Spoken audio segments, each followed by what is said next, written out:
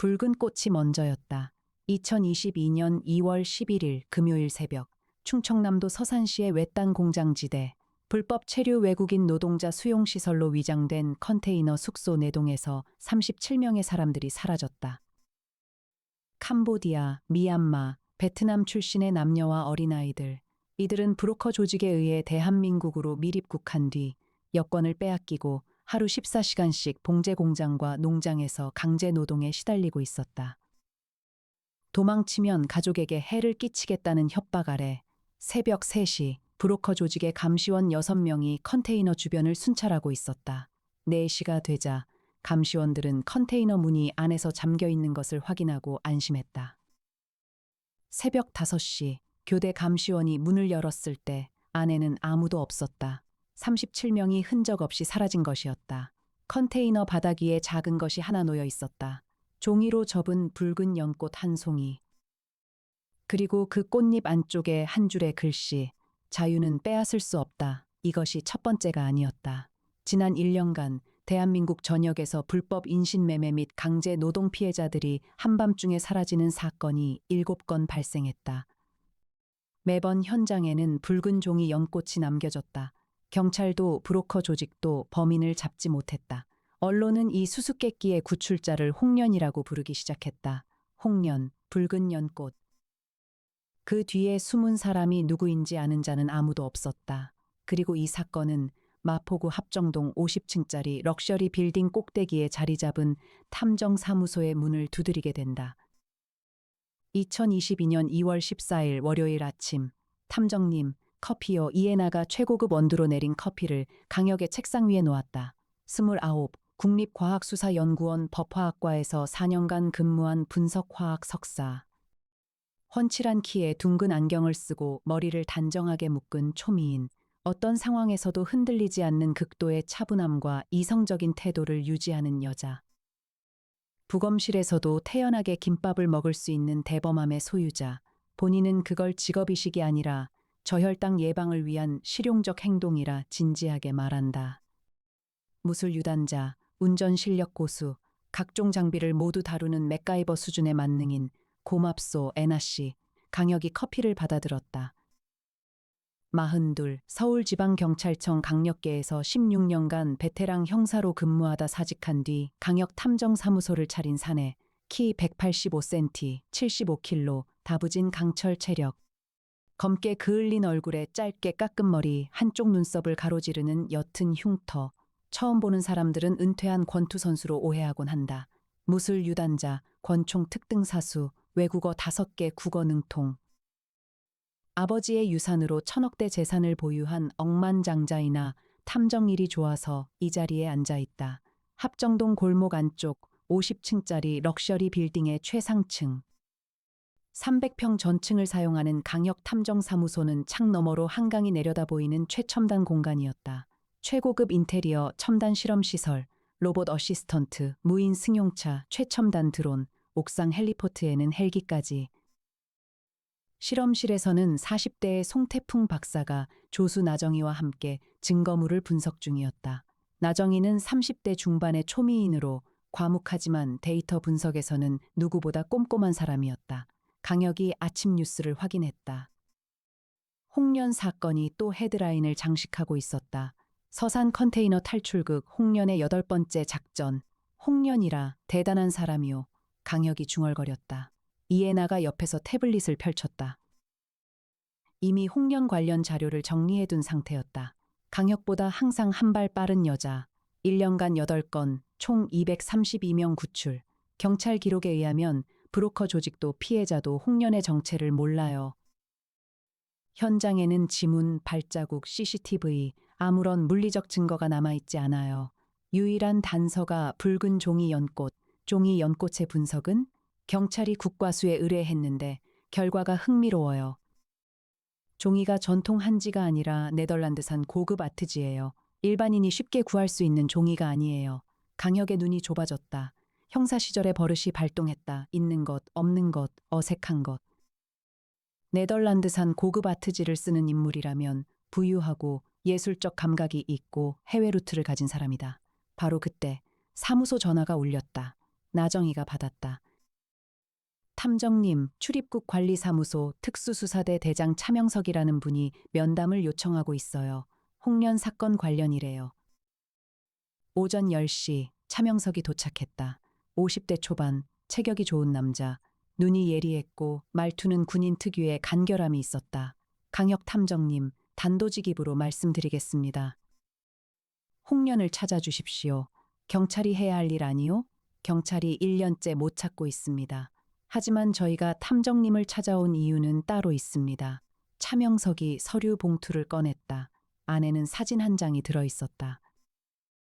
사진 속 인물은 40대 남성이었다. 깔끔한 양복, 부드러운 미소, 은퇴 안경, 어딘가에서 본 듯한 얼굴이었다. 윤재하, 43세, 제1교포 출신 사업가로 3년 전 한국에 귀화했습니다.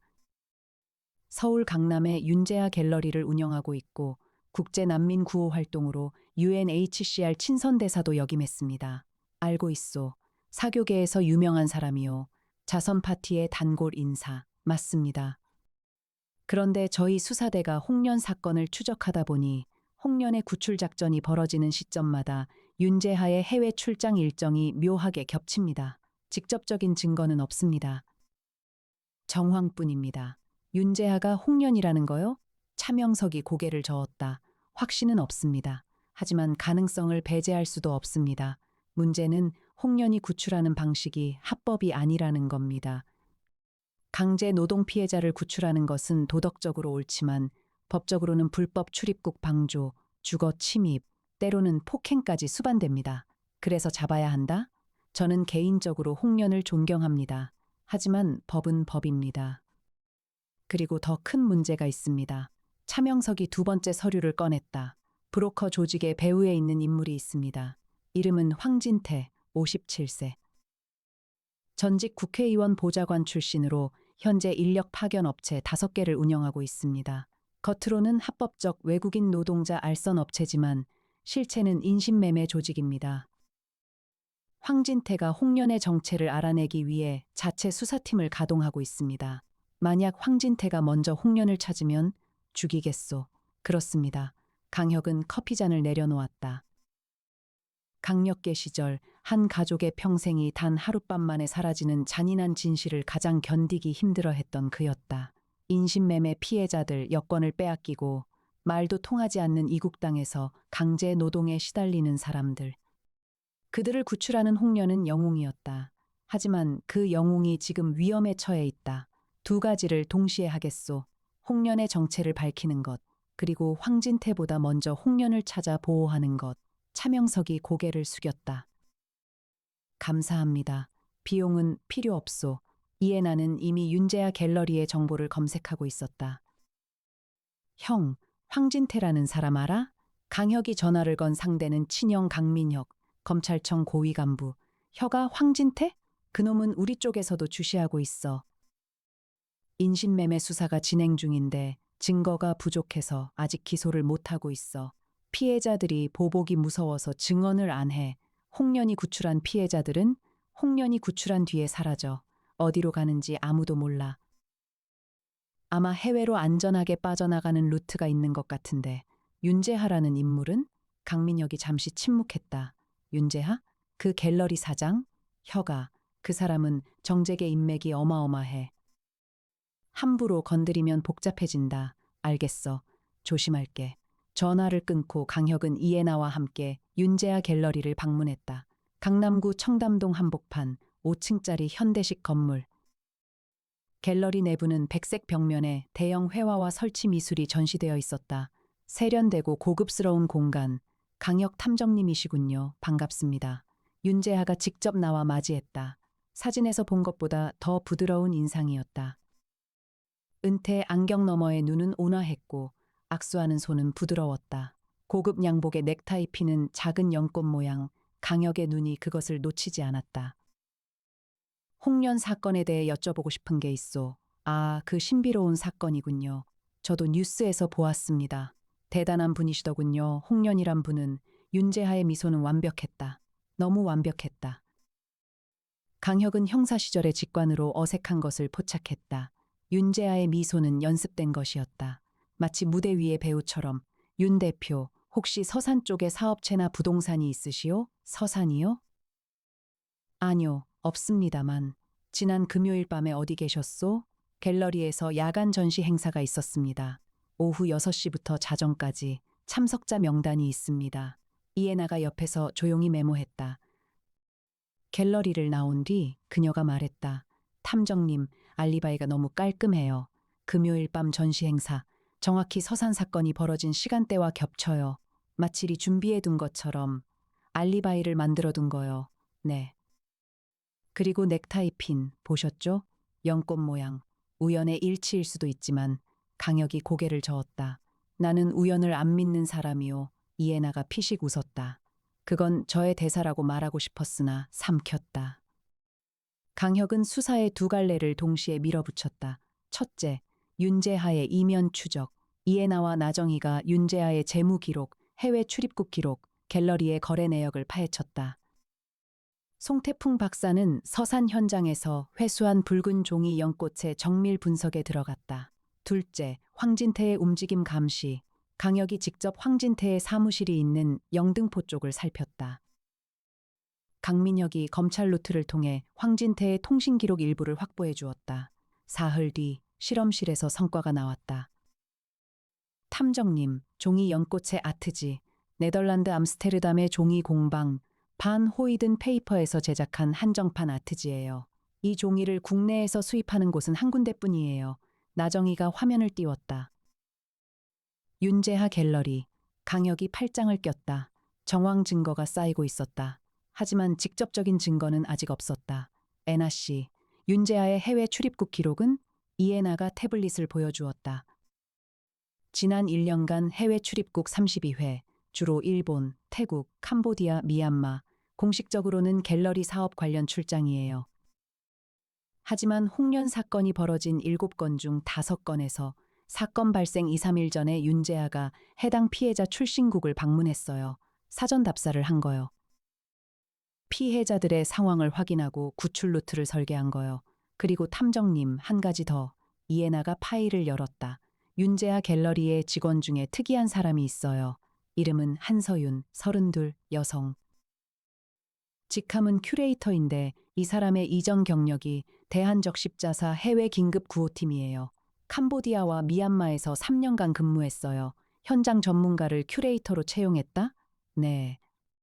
그리고 한서윤의 여권에 윤재하와 같은 날짜에 같은 나라를 방문한 기록이 7건 중 4건에서 일치해요.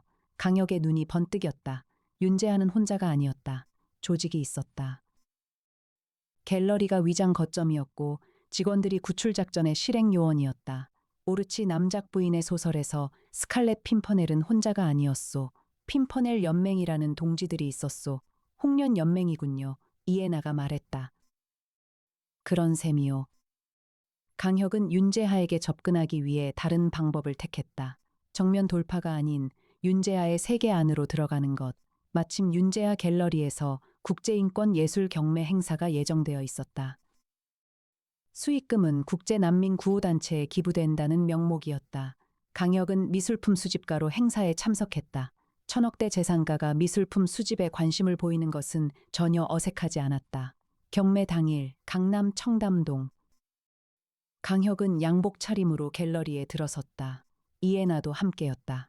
둥근 안경 대신 콘택트 렌즈를 끼고 묶었던 머리를 풀어내린 이에나는 강혁도 순간 말을 잃을 만큼 달라 보였다. 애나 씨, 오늘은 좀, 네, 아니요. 들어갑시다. 경매장은 200여 명의 상류층 인사들로 북적였다. 정치인, 재벌, 외교관, 문화계 인사. 강혁은 이 자리에서 윤재하의 행동 패턴을 관찰하는 동시에 또 하나의 인물을 찾고 있었다. 황진태. 정보에 따르면 황진태도 이 경매에 참석할 예정이었다. 합법적 사업가의 탈을 쓴 인신매매 브로커 조직의 수장이 국제인권 예술 경매에 참석한다. 아이러니하기 짝이 없었다. 강혁은 경매장 한 구석에서 윤재하를 관찰했다. 윤재하는 참석자들 사이를 유유히 돌아다니며 악수하고 미소 짓고 때로는 가벼운 농담을 던졌다. 모든 사람이 그를 좋아했다. 하지만 강혁의 눈에는 윤재하의 미소 뒤에 숨겨진 예리함이 보였다. 그는 모든 사람을 관찰하고 있었다. 미소 짓는 눈 뒤에서 참석자 한 명 한 명의 반응을 읽고 있었다. 이 사람은 바보가 아니오. 바보인 척하는 것이오. 오르치 남작 부인의 소설에서 퍼시 블레이크니 경이 사교계의 멍청한 한량으로 위장했던 것처럼 윤재아는 부드러운 갤러리 사장으로 위장하고 있었다. 그때 이에나가 강혁의 팔을 가볍게 건드렸다.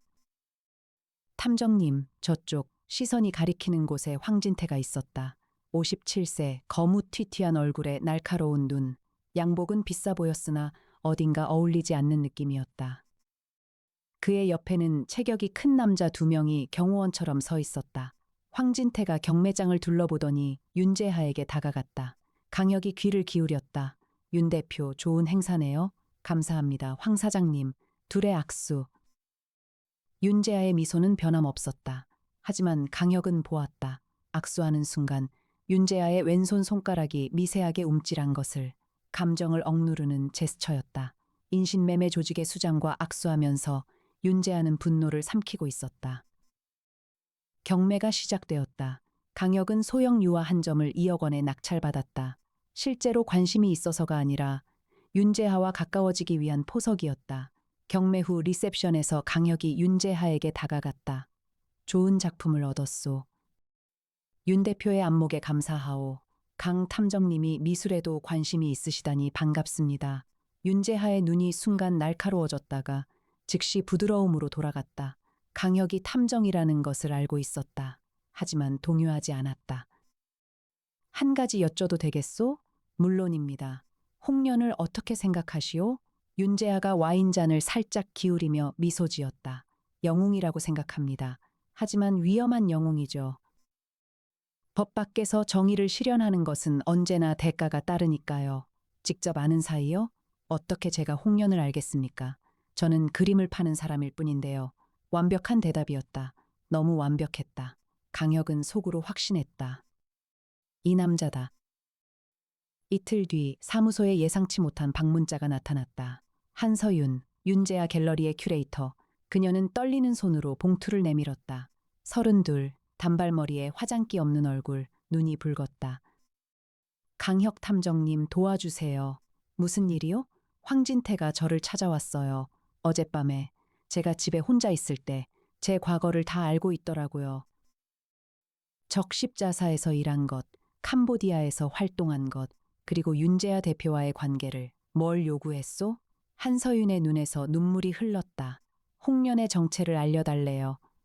제가 알고 있을 거라면서. 만약 안 알려주면 제 동생이 위험하다고? 동생? 동생이 태국에서 NGO 활동을 하고 있어요. 황진태의 조직이 태국에도 루트가 있대요. 동생한테 손대겠다고. 강혁의 얼굴이 돌처럼 굳었다. 오르치 남작 부인의 소설에서 쇼블랭이 마르게리트의 오빠 아르망을 인질로 삼아 스칼렛 핀퍼넬의 정체를 캐내려 했던 것, 그것이 2022년 대한민국에서 재현되고 있었다. 황진태에게 뭐라고 대답했소? 시간을 달라고 했어요. 일주일. 홍련의 정체를 알고 있소? 한서윤이 고개를 숙였다. 한참의 침묵, 그리고 고개를 끄덕였다. 윤재하 대표님이에요. 강혁은 놀라지 않았다. 다만 확인했다. 왜 우리에게 왔소? 윤 대표님께 말씀드렸어요. 하지만 대표님은 웃으시면서 걱정 마, 내가 처리할게 라고만 하셨어요. 하지만 저는 대표님이 위험에 빠지는 걸 볼 수 없어요. 대표님은 지금까지 200명 넘는 사람들을 살렸어요. 그분이 죽으면 안 돼요. 강혁이 자리에서 일어나 한서윤에게 물을 건넸다. 한 씨, 동생은 우리가 지키겠소. 그리고 윤재아 대표도. 하지만 한 가지 조건이 있소. 뭔데요? 황진태에게 아무것도 알려주지 마시오. 일주일 안에 우리가 끝내겠소. 이에나가 옆에서 나직이 말했다. 탐정님, 한서윤 씨 동생의 태국 소재지를 확인하고 현지 보안 인력을 배치할게요. 강혁이 고개를 끄덕였다. 1000억대 재산, 때로는 사람을 지키기 위해 아낌없이 돈을 쓰는 것이 이 사무소의 철학이었다. 강혁은 윤재하를 직접 만나러 갔다.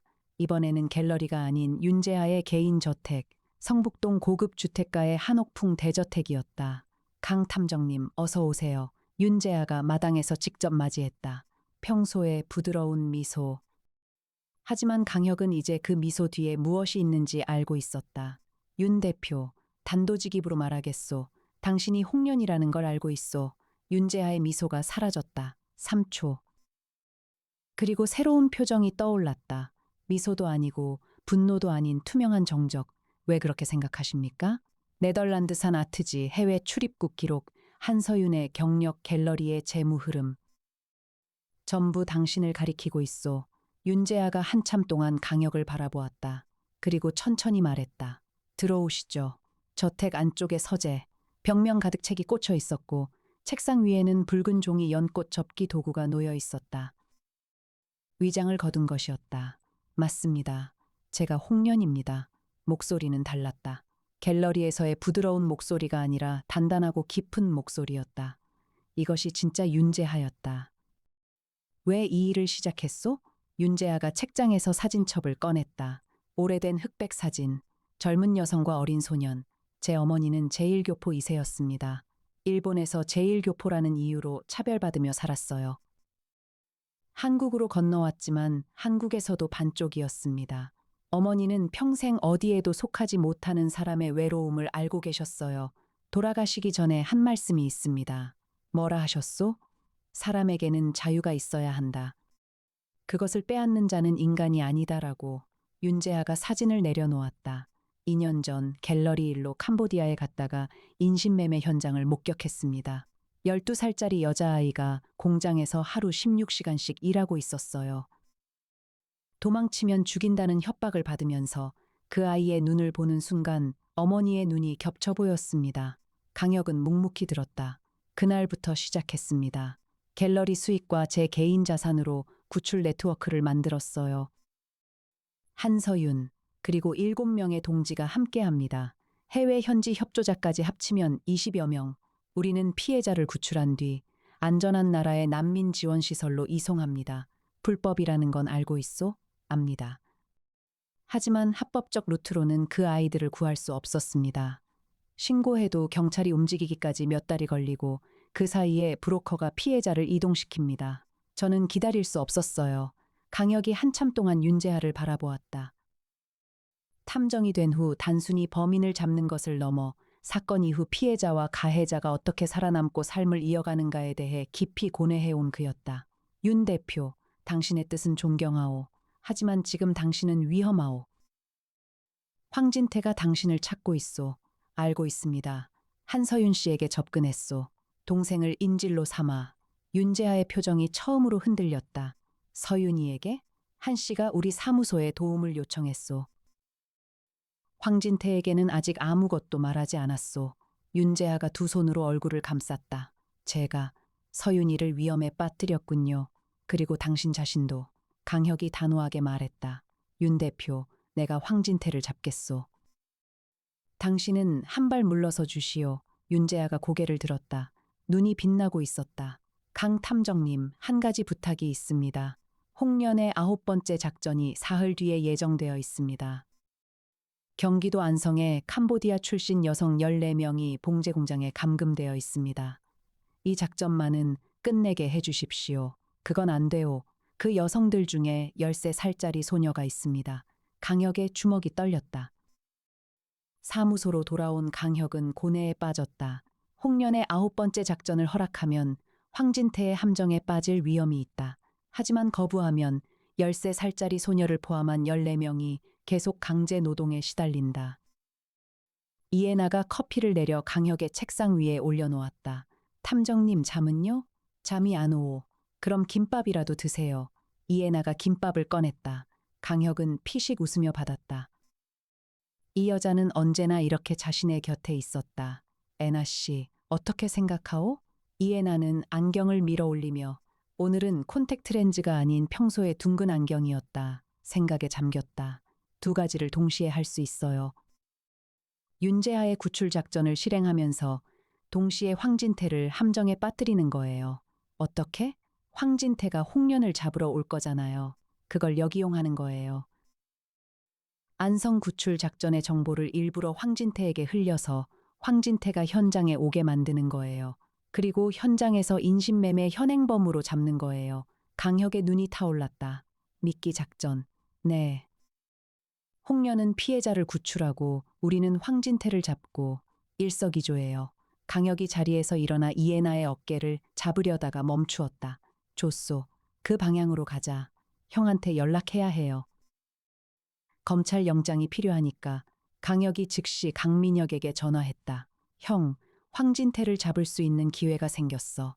강민혁의 목소리가 날카로워졌다. 말해봐, 혀가. 작전 전날 밤, 강혁은 사무소 창가에 서서 한강의 야경을 바라보고 있었다. 내일이면 모든 것이 결판난다. 14명의 피해자 구출, 황진태 체포, 그리고 홍련의 운명, 이해나가 옆에 와서 섰다. 말없이. 창밖으로 서울의 불빛이 별처럼 흩어져 있었다. 탐정님, 무슨 생각하세요? 이 도시 아래에 몇 명이나 갇혀 있을까 생각하고 있었소. 여권을 빼앗기고 말도 통하지 않는 곳에서 탈출할 수도 없이 살고 있는 사람들이 얼마나 될까? 이해나가 조용히 대답했다. 그래서 윤재하 같은 사람이 필요한 거 아닐까요? 법이 닿지 못하는 곳에서 누군가는 손을 내밀어야 하니까. 하지만 법 밖의 정의는 오래가지 못하오. 언젠가는 법 안으로 들어와야 하오. 그걸 도와주는 게 우리 일이잖아요. 강혁이 이해나를 바라보았다. 그녀의 둥근 안경 너머로 맑고 단단한 눈이 빛나고 있었다. 애나 씨, 네, 내일 작전 위험할 수 있어. 당신은 사무소에 남아도 안 돼요. 이해나의 대답은 단호했다. 탐정님이 가는 곳에 저도 가요. 그게 제 역할이에요. 강혁은 더 이상 말하지 않았다. 대신 속으로 생각했다. 당신이 옆에 있어서 이 일을 할 수 있어. 하지만 그 말은 입 밖으로 나오지 않았다. 이해나도 속으로 생각했다. 탐정님, 사실 저는 역할 때문이 아니에요. 당신 때문이에요. 하지만 역시 말하지 않았다. 늘 그랬다. 2022년 2월 21일 월요일 밤 11시 경기도 안성시 외곽산업단지 봉제 공장은 2층짜리 슬레이트 지붕 건물이었다. 외벽은 녹이 슬어 있었고 창문은 철판으로 막혀 있었다. 공장 주변에 감시원 4명이 순찰하고 있었다. 작전 참가자 강혁, 이해나, 윤재하, 한서윤, 그리고 홍련연맹의 실행요원 3명, 강민혁이 이끄는 검찰 수사팀 8명은 500m 후방에서 대기. 작전은 3단계로 구성되었다. 1단계 이해나가 드론을 띄워 공장 내부와 감시원 배치를 확인한다. 2단계 윤재하와 홍련연맹이 피해자 14명을 구출한다. 3단계 황진태가 도착하면 강혁과 검찰 수사팀이 현행범으로 체포한다.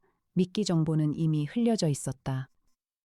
이해나가 한서윤의 전화를 통해 황진태에게 홍련이 안성에서 작전을 벌인다는 정보를 간접적으로 유출한 것이었다. 밤 11시 30분 이해나의 드론이 떠올랐다. 탐정님, 공장 1층에 여론 16개. 14명은 작업실에 모여 있고 감시원 2명이 안에 있어요. 밖에 4명, 총 감시원 6. 황진태는 아직 안 왔어요. 하지만 안성 방면으로 차량 3대가 이동 중이에요. 도착 예상 시간 40분. 40분 안에 구출을 끝내야 하오. 강혁이 윤재하를 바라보았다. 윤 대표 시작하시오. 윤재하가 고개를 끄덕였다. 그의 얼굴에서 갤러리 사장의 부드러움은 사라지고 날카로운 구출작전 지휘관의 얼굴이 드러났다. 이중인격이 아니었다. 이것이 진짜였다.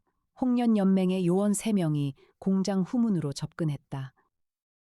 이해나가 통신 교란기로 감시원들의 무전 주파수를 차단했다. 강혁은 정문 쪽 감시원 2명을 소리 없이 제압했다. 무술 유단자의 정확한 기술, 골목이나 담장 등 좁은 공간의 지리를 본능적으로 읽어내는 추격 능력이 발휘되었다. 공장 안, 윤재하가 들어섰다. 작업실에는 여성들이 재봉틀 앞에 앉아 있었다. 이 시간에도 일하고 있었다.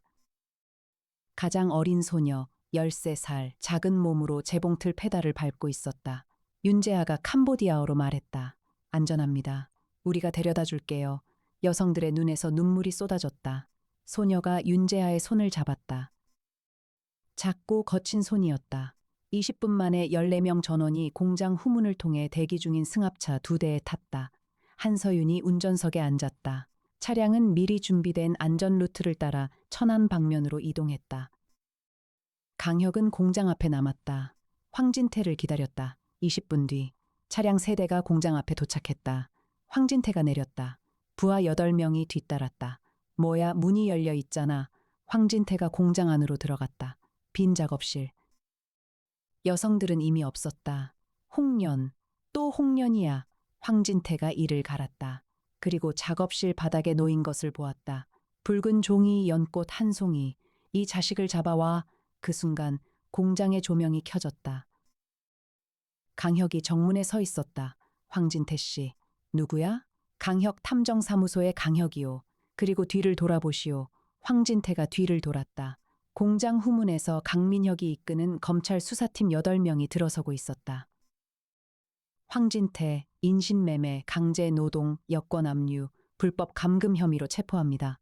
황진태의 얼굴이 하얗게 질렸다. 증거가 있어? 강민혁이 냉정하게 대답했다. 있습니다. 이 공장 안에 재봉틀, 작업 기록, 감시원 진술, 그리고 지난 1년간 홍련이 구출한 피해자 232명 중 48명의 증언. 오늘 밤 구출된 14명의 증언은 덤이요. 황진태의 부하들이 저항하려 했으나 검찰 수사관들과 강혁이 신속히 제압했다. 강혁의 강철 체력과 무술 유단자의 기술 앞에서 부하들은 오래 버티지 못했다. 황진태가 수갑을 차면서 중얼거렸다. 홍련, 결국 못 잡았군. 강혁이 말했다. 당신이 잡아야 할 건 홍련이 아니라 당신 자신의 양심이었소. 2022년 2월 23일 수요일 황진태와 부하 8명이 구속되었다. 검찰은 황진태의 인력 파견 업체 5곳에 대한 전면 수사에 착수했다. 추가 피해자 구출 작업이 전국적으로 진행되었다. 윤재하는 홍련으로서의 활동을 중단했다.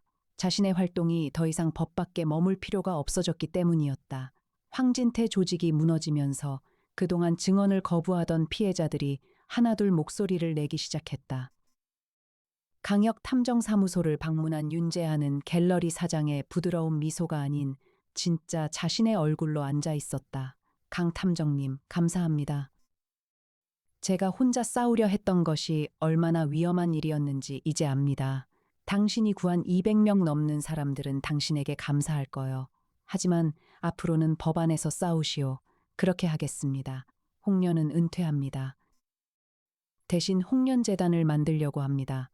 인신매매 피해자 구출과 재활을 위한 합법적 기구로. 좋은 뜻이요. 윤재하가 일어서며 주머니에서 작은 것을 꺼내 강혁의 책상 위에 올려놓았다. 붉은 종이 연꽃 한 송이.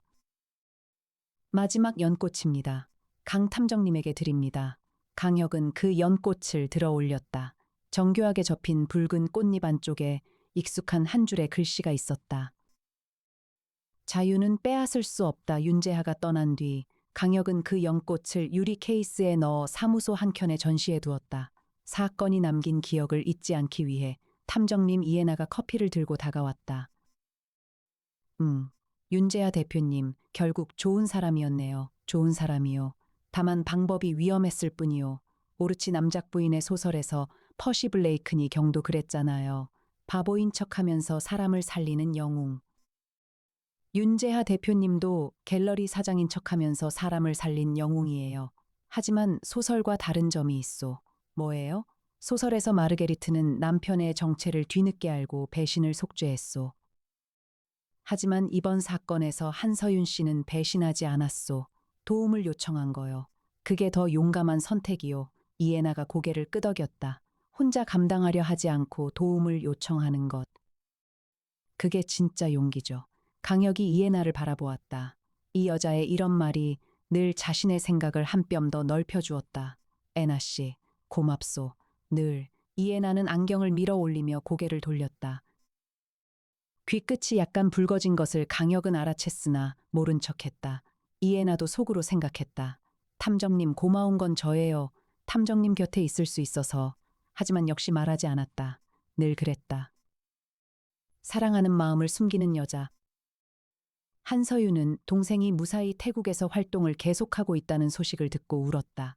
강혁 탐정사무소가 현지에 배치한 보안 인력이 동생을 지켜주었다. 비용은 강혁이 전액 부담했다. 세상에는 무언가를 잃고 무너진 사람들이 너무나 많기에 비록 재벌일지라도 그들의 뒤를 끝까지 따라가 주고 지켜주겠다는 사명감, 13살의 캄보디아 소녀는 안전한 곳으로 이송되어 학교에 다니기 시작했다. 윤재하가 직접 교육비를 지원했다. 소녀가 보낸 편지 한 통이 갤러리에 도착했다. 크메르어로 쓰여 있었으나 마지막 한 줄만 한글이었다. 삐뚤삐뚤한 글씨로 감사합니다. 홍련. 합정동 50층 꼭대기 강혁 탐정사무소. 창 너머로 2월의 한강이 겨울빛을 받아 차갑게 반짝이고 있었다. 송태풍 박사가 실험실을 정리하고 나정이가 사건 보고서를 마무리하고 있었다. 탐정님, 다음 의뢰가 들어왔어요. 이에나가 태블릿을 들고 다가왔다. 어떤 사건이요? 대전에서 실종 사건이래요. 가족이 무너지기 직전이래요. 강혁이 자리에서 일어났다. 재킷을 걸치고 문을 향해 걸었다. 이에나가 이미 대전행 KTX 티켓과 현지 렌터카를 예매한 상태였다. 언제나 한 발 빠른 여자. 가자, 에나 씨. 네, 탐정님. 엘리베이터에 나란히 선 두 사람. 50층에서 지상으로 내려가는 동안 둘 사이에 익숙한 침묵이 흘렀다. 서로의 마음을 알면서도 말하지 않는, 그러면서도 따뜻한 침묵. 강혁 탐정사무소는 오늘도 문을 연다. 세상에는 무언가를 잃고 무너진 사람들이 너무나 많기에, 비록 재벌일지라도, 아니 재벌이기에 그들의 뒤를 끝까지 따라가 주고 지켜주겠다는 각오로 붉은 꽃 핀퍼넬은 영국의 들판에 피는 작고 붉은 야생화였다. 홍련은 진흙 속에서도 피어나는 붉은 연꽃이었다. 이름은 달라도 의미는 같았다. 어둠 속에서 빛을 밝히는 자, 자유를 빼앗긴 자들에게 손을 내미는 자, 그리고 그 손 뒤에 숨겨진 이름 없는 용기. 꽃은 진다. 하지만 씨앗은 남는다. 그리고 다시 핀다. 2022년 가을, 홍련재단이 정식으로 설립되었다. 초대 이사장은 윤재하. 국제인신매매 피해자 구출 및 재활 지원 전문 기구로 대한민국 정부와 UNHCR의 공식 파트너가 되었다. 설립 1년 만에 13개국에서 300여 명의 피해자를 합법적 절차를 통해 구출했다. 윤재하는 더 이상 가면을 쓰지 않았다. 갤러리 사장이면서 인권 활동가, 두 개의 얼굴이 아니라 하나의 진실이 되었다. 강혁은 홍련재단의 자문탐정으로 이름을 올렸다. 무보수 이에나가 물었다. 탐정님, 자문료 안 받으시는 거예요? 자유에는 값을 매길 수 없소. 에나 씨, 이에나가 안경을 밀어 올리며 살짝 미소 지었다. 그녀가 바라보고 있는 것이 창밖의 한강인지 아니면 한강을 바라보는 강혁의 옆모습인지는 역시 알 수 없었다.